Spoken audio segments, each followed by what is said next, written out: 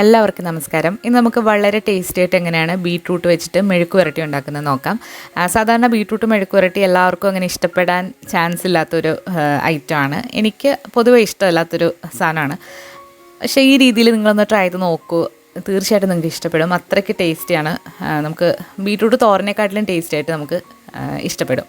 അപ്പോൾ ആദ്യം തന്നെ ബീട്രൂട്ട് തൊലി കളഞ്ഞതിന് ശേഷം നമ്മളിവിടെ കനം കുറച്ച് നീളത്തിലാണ് അരിയുന്നത്. നീളത്തിലോ ചെറിയ ചെറിയ സ്ക്വയർ കഷ്ണങ്ങളാക്കിയോ നിങ്ങൾക്ക് അരിയാവുന്നതാണ്.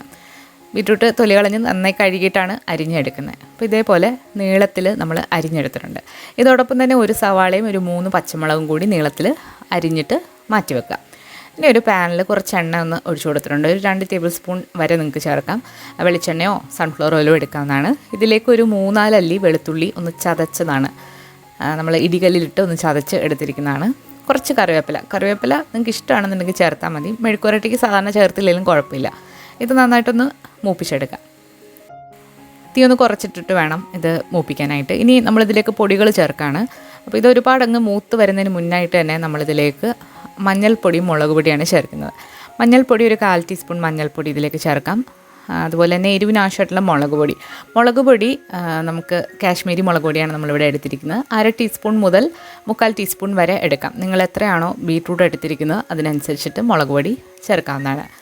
നമ്മൾ പൊടികൾ ചേർക്കുമ്പോൾ തീ ഒന്ന് കുറച്ച് വെക്കുക, അല്ലാന്നുണ്ടെങ്കിൽ കരിഞ്ഞു പോകാനുള്ള സാധ്യതയുണ്ട്. മുളക് പൊടിയും കൂടെ ചേർത്ത് കൊടുത്തിട്ടുണ്ട്.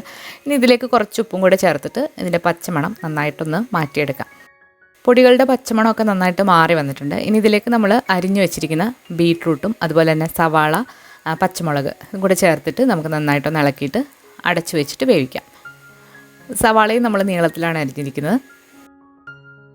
നമ്മൾ ബീട്രൂട്ടും സവാളയും പച്ചമുളകും കൂടി ചേർത്തിട്ട് നന്നായിട്ടൊന്ന് ഇളക്കി കൊടുക്കുക. അതിനുശേഷം തീ ഒന്ന് കുറച്ച് വെച്ചിട്ട് അടച്ചു വെച്ച് നമുക്കിതൊന്ന് വേവിച്ചെടുക്കാം. ഇതിലേക്ക് ഒട്ടും തന്നെ വെള്ളമൊന്നും ചേർത്ത് കൊടുക്കരുത്. വെള്ളം ചേർക്കാതെ വേണം ഇത് അടച്ചു വെച്ച് വേവിക്കാനായിട്ട്.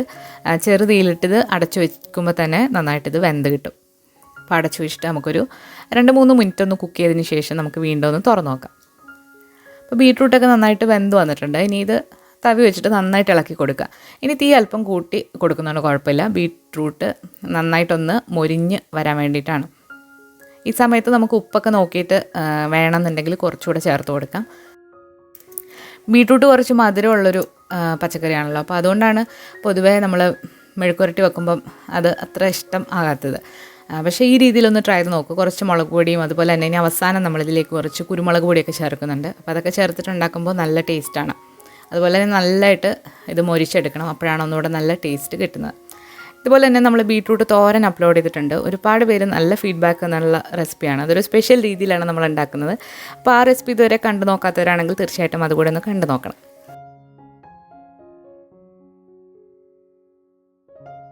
ഇനി ഇതിലേക്ക് നമ്മൾ കുറച്ച് കുരുമുളക് പൊടിയും കൂടി ഒന്ന് ക്രഷ് ചെയ്തിട്ടിട്ട് നന്നായിട്ടൊന്ന് ഡ്രൈ ആക്കി എടുക്കാം.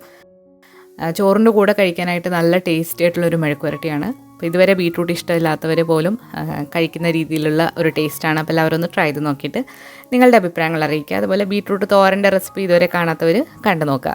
അതുപോലെ ബീട്രൂട്ടിന് ഒരുപാട് ഗുണങ്ങളൊക്കെ ഉണ്ട്. നമ്മുടെ അയൺ കണ്ടൻറ്റൊക്കെ കൂടുതലാണ് ബീട്രൂട്ടിൽ. അതുപോലെ ബ്ലഡിൽ HB കുറവുള്ളവർക്ക് ഏറ്റവും നല്ലൊരു പച്ചക്കറിയാണ് ബീട്രൂട്ട്. അപ്പം എനിക്ക് HB നല്ലതായിട്ട് കുറവായിരുന്നു. അപ്പോൾ ഞാൻ ഡെയിലി ബീട്രൂട്ടൊക്കെ ഡയറ്റിൽ ഇൻക്ലൂഡ് ചെയ്തപ്പം എൻ്റെ ബ്ലഡിൻ്റെ അയൺ ലെവലൊക്കെ കൂടി നന്നായിട്ട് ഇമ്പ്രൂവ് ആയിട്ടുണ്ട്. അപ്പോൾ എല്ലാവരും ഇതൊന്ന് ട്രൈ ചെയ്ത് നോക്കുക. കൊച്ചുകുട്ടികൾക്കൊക്കെ ഒരുപാട് നല്ലതാണ് ബീട്രൂട്ട് വെച്ചിട്ടുള്ള റെസിപ്പീസ്. കൂടുതൽ ബീട്രൂട്ട് റെസിപ്പീസുമായിട്ട് നമുക്ക് വീണ്ടും കാണാം. അപ്പോൾ ഈ റെസിപ്പി എന്തെങ്കിലും ട്രൈ ചെയ്ത് നോക്കുക. അപ്പോൾ എല്ലാവർക്കും താങ്ക്